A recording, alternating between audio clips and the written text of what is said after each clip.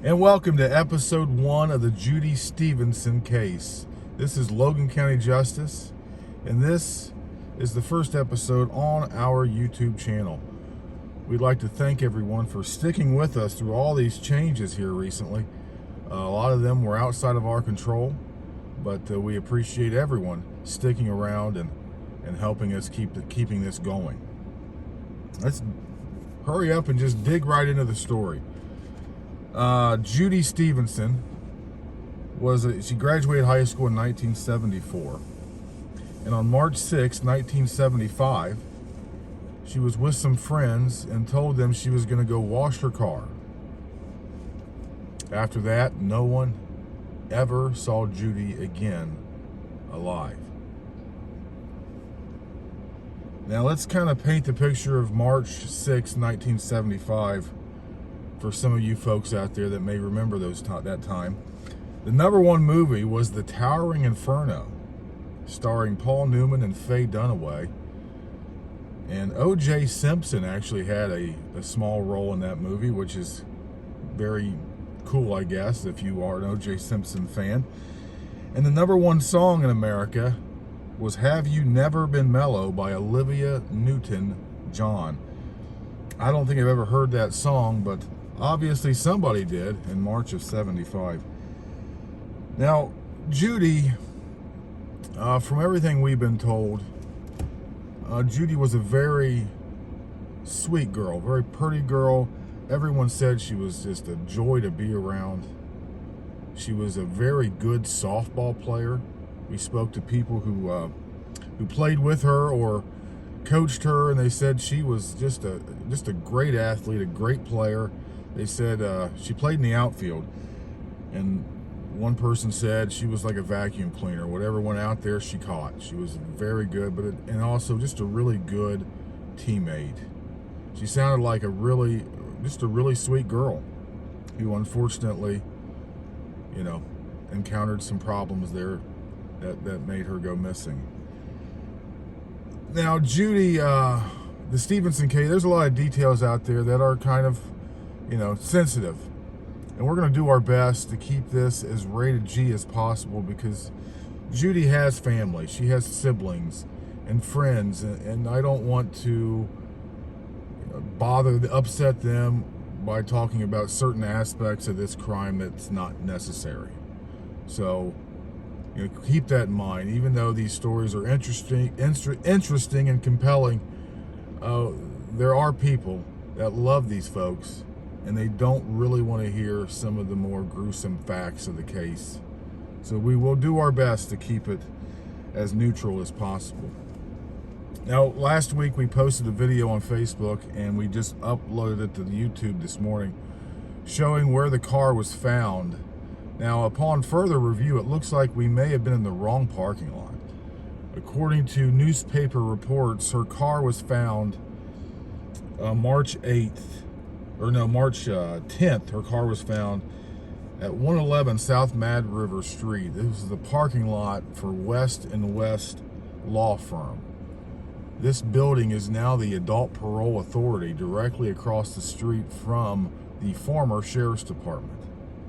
So we weren't far off. I think from where we parked and showed you guys the other day, we're actually right across the street from that. And I believe this is where her car was actually located. It doesn't change the fact that it was within a stone's throw of the Sheriff's Department, which is a very unique place to park a car in these circumstances. Now, one fact about the car being found that we found interesting was the keys were found in a particular spot that Judy always put her keys. Now, I guess back in this time, people kind of, left their keys in their car, apparently, instead of taking them with them, or, I guess it was a different time. Today, we don't do that. But the keys were found in that spot, which is kind of, I think that's a detail that's interesting, because Judy was not witnessed parking the car here. According to eyewitness statements, there was a man who was seen parking the car and getting out of it. No female in sight. Now, we did upload a sketch of that man that the Sheriff's Department sent us a few days ago. And so you can see who we're talking about. But the guy does not look like the owner of the pizza shop at all. From the pictures that are from the sketch, I would say, 25 to 30 years old, maybe a little younger, a little older. It's kind of hard to get a definitive age from a sketch, but definitely not an older person. So I think, the more details we get, the better. It gives us a more narrowing viewpoints of what we should be looking for. And for you people who were alive back then, it should give you guys some clues of what to remember.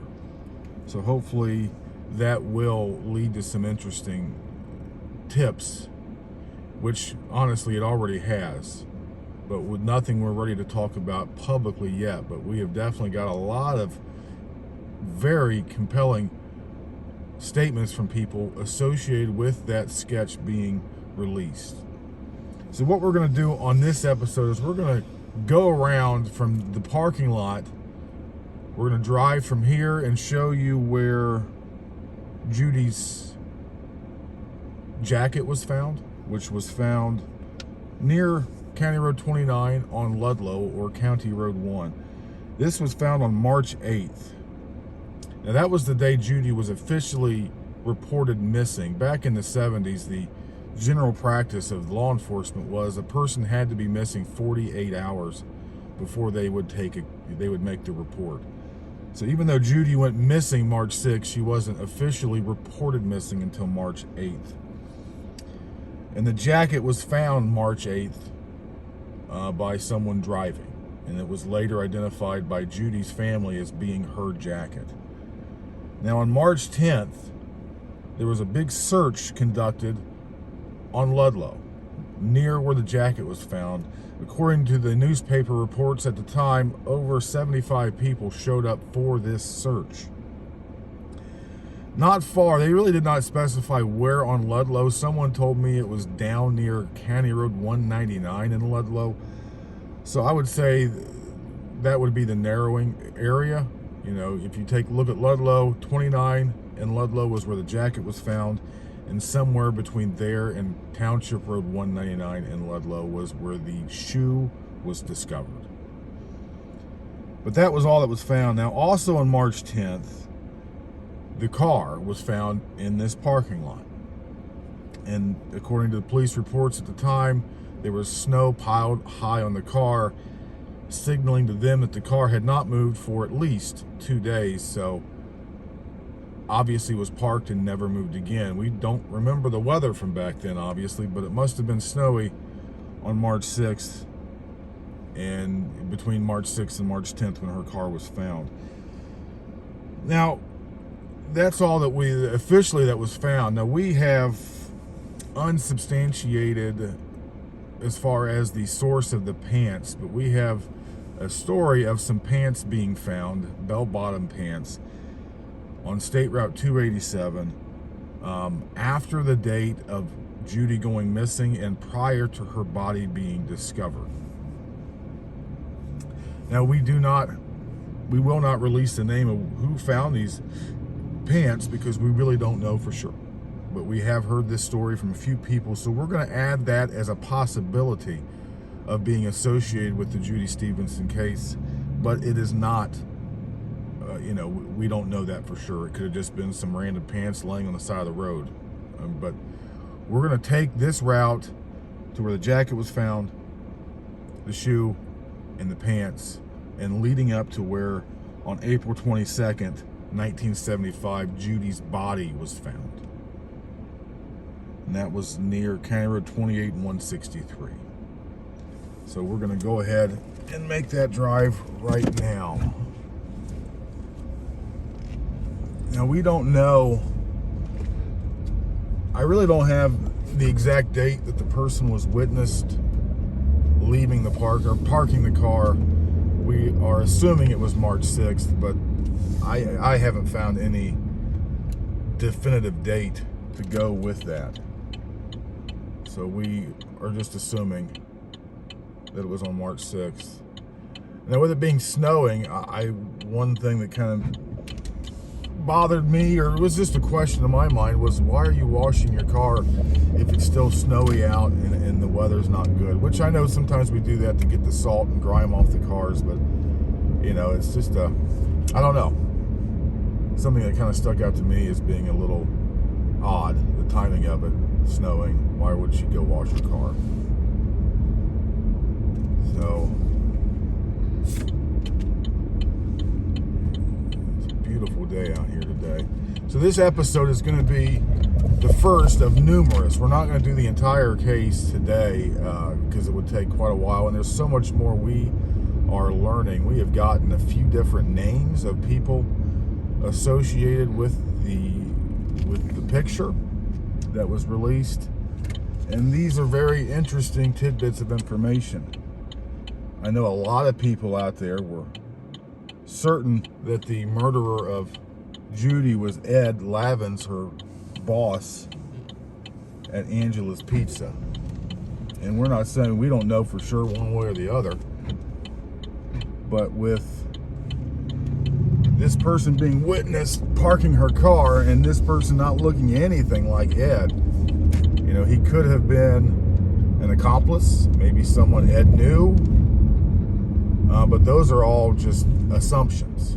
So all we have to go off right now is the fact that this male was seen parking her car and obviously leaving the keys in a spot where Judy left her keys. That would possibly indicate that the person may have known Judy, at least some of her habits, so they knew where to locate the keys.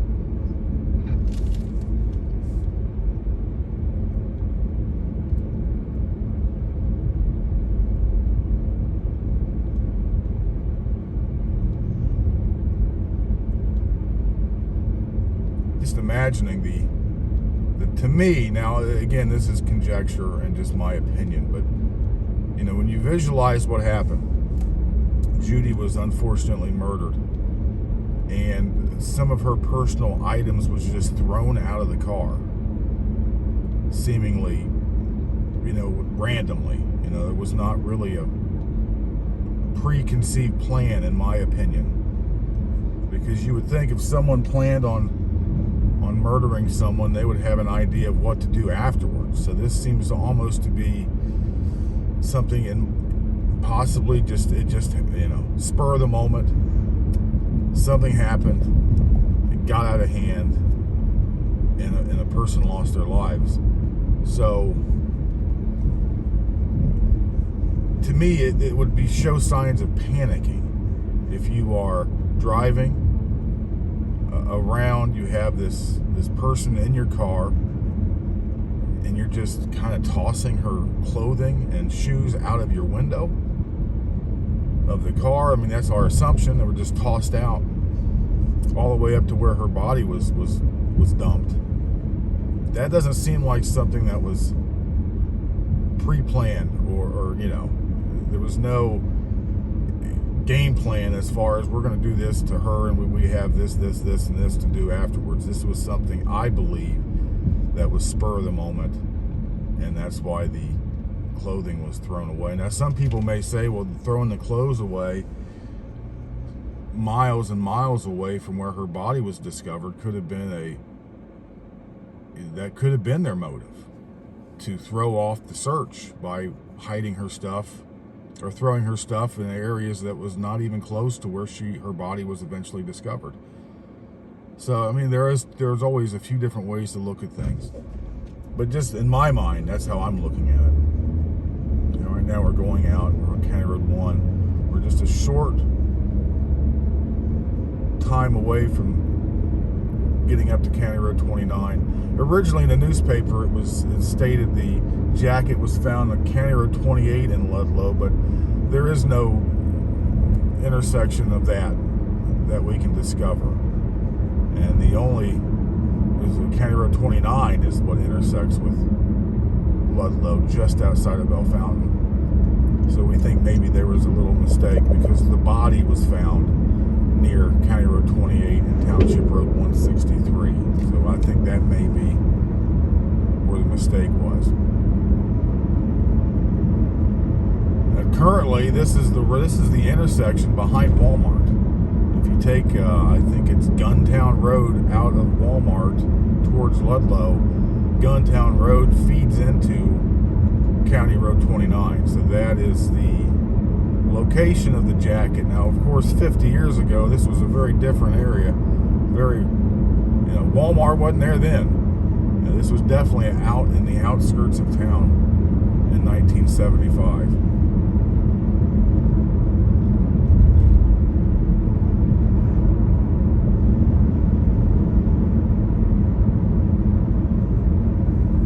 As you can see, we're coming up on it right now.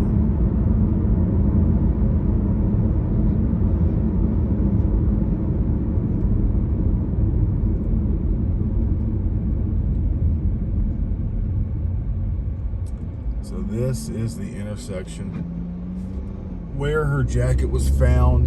They said in the ditch, so I mean somewhere around here. It really didn't specify which direction on Ludlow, which ditch it was, but that was where the jacket was discovered. Just up the road here, about a mile, is Township Road 199 in Ludlow, and this is where the shoe or shoes were discovered. I could not tell. In the newspaper report it said shoe, but the paper was very old that we were looking at, so that I don't know if it was actually both shoes or just one of them. But again, those were later identified as belonging to Judy. Now, we are not going to go over to this location, but in the car, her purse was found. And the only thing missing was her wallet. And her wallet was discovered a short time later. We will go into that in just a moment. Right up here to the right is Township Road 199. So it was in that area, from the stop sign to here, is where her shoe was found. On the morning of the 10th, during the search, where over 75 people showed up to help find Judy. But there's a wallet was found in 4/10 of a mile outside of Logan County on Champaign County Road 148, near North Lewisburg, close to the Shea Creek Bridge. I'm not real sure where that's at, but I'm sure some of you do know. But a road crew found her wallet there, and the only thing it had in it was her Social Security card and more than likely her driver's license. And the road crew had no knowledge of Judy's case, so they actually turned the wallet into a post office. Back in those days, the post office would then ship that wallet, lost item, to the address in the billfold. But luckily, someone at the post office was familiar with what was going on with Judy's case, and they contacted the Champaign County Sheriff's Department, who then got a hold of Sheriff Skidmore in Logan County so they could get that piece of evidence.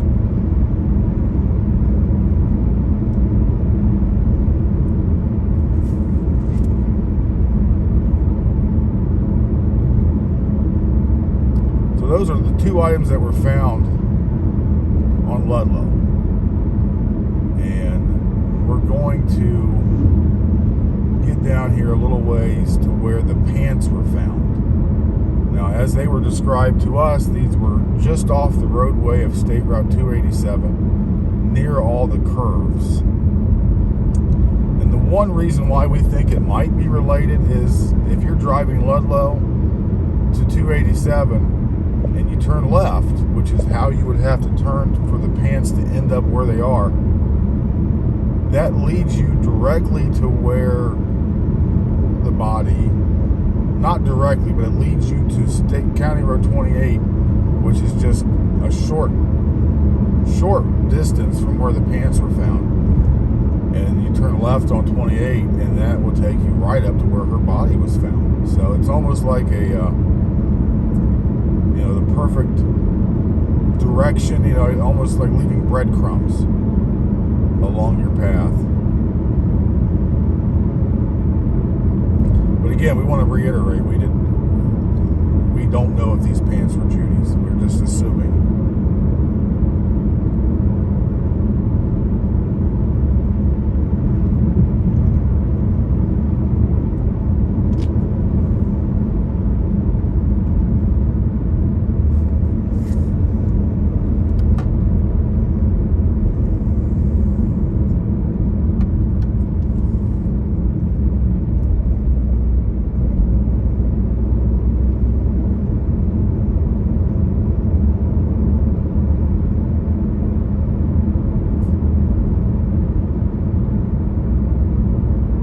We had a little bit of drama on our Facebook page a few days ago over some posts about a former member of law enforcement in our community.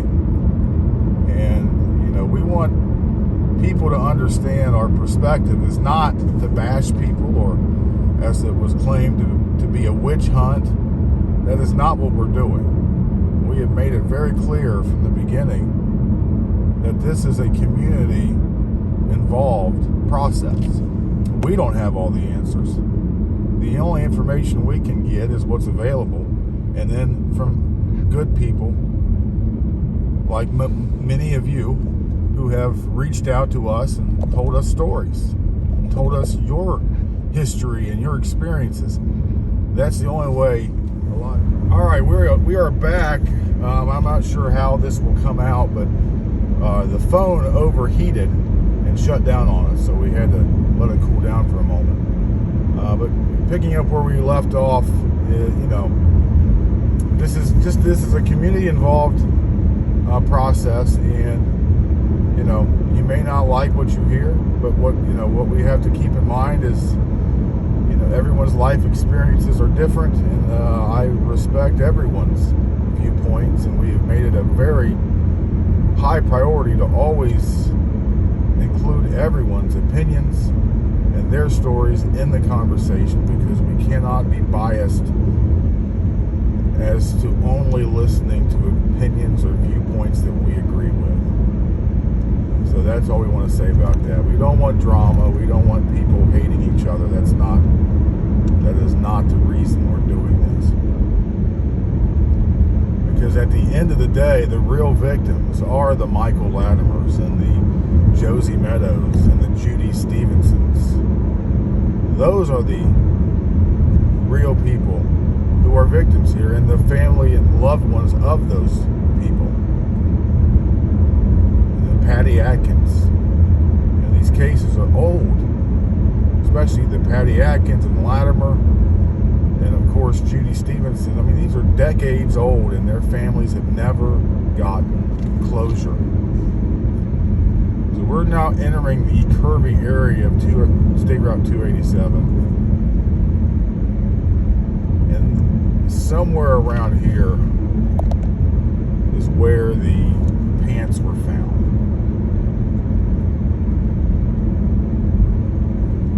Up here is the curves where I believe they were discovered.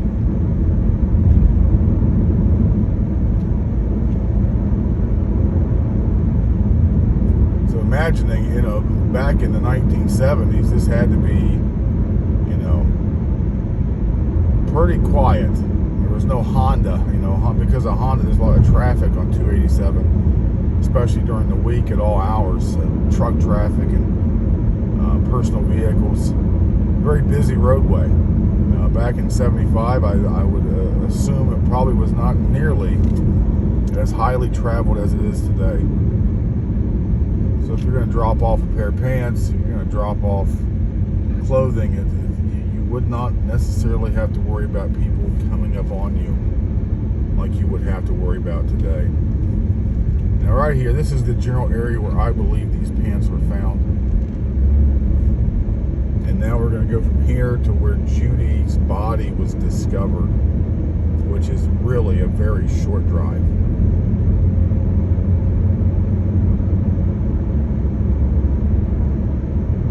Just can't imagine being the family or loved ones of one of these people that unfortunately murdered.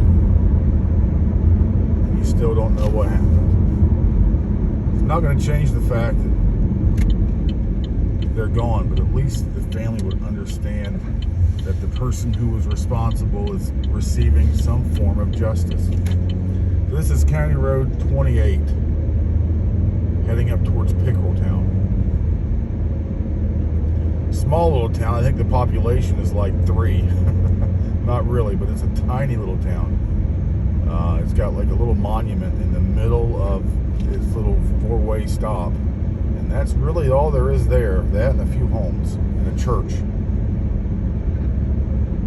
This had to be pretty amazing back in '75 to have all this activity going on here. This road is just up here.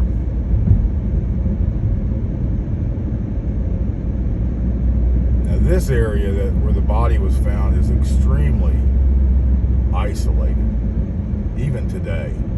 We came out here a few nights ago, and I mean, there's no traffic. It's very quiet. If you're going to hide a body, this would be the perfect area to do it. Especially at night, because you can see headlights coming and you can get the hell out of the way. You know, something like this, even in the daytime, you know, geez. There's not much out here, folks. And if you're familiar with the area, you know that's true. Right up here. The way it was described was County Road 128 and 163, where they bordered each other, which is right here to our right. They said about 100 yards off the roadway, behind a bush, is where her body was found by Mrs. Prawl. So Phyllis Prawl and her son and daughter were mushroom hunting, and they saw what they believed to be a mannequin initially, and once they got up on it, they realized that it was in fact the body of Judy Stevenson. The mother, Mrs. Prawl, actually went to school with Judy's mother, and said when she found her, she knew who it was, and said she had been dreaming about it ever since Judy went missing. So we can imagine it was a very traumatic event for Mrs. Prawl and her children.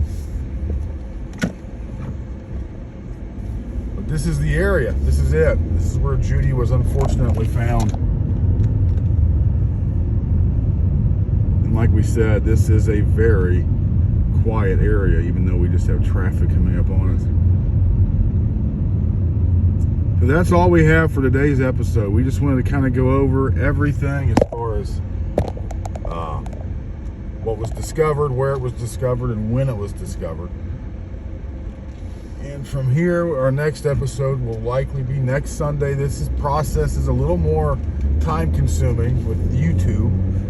But we enjoy doing it, but it's going to take us a little longer to do a show than we normally it took us with a podcast, because that was quite simple. You record audio and you're done.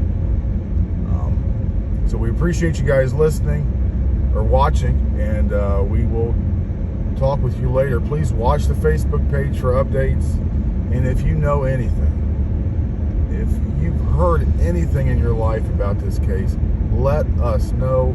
Let the Sheriff's Department know. You know, that's your first priority. If you know something, tell the Sheriff's Department. This is still an active investigation. They have expressed to us directly that, you know, they still want to figure this case out.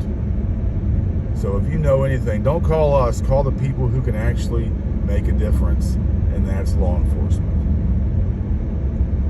All right, we will talk to you later.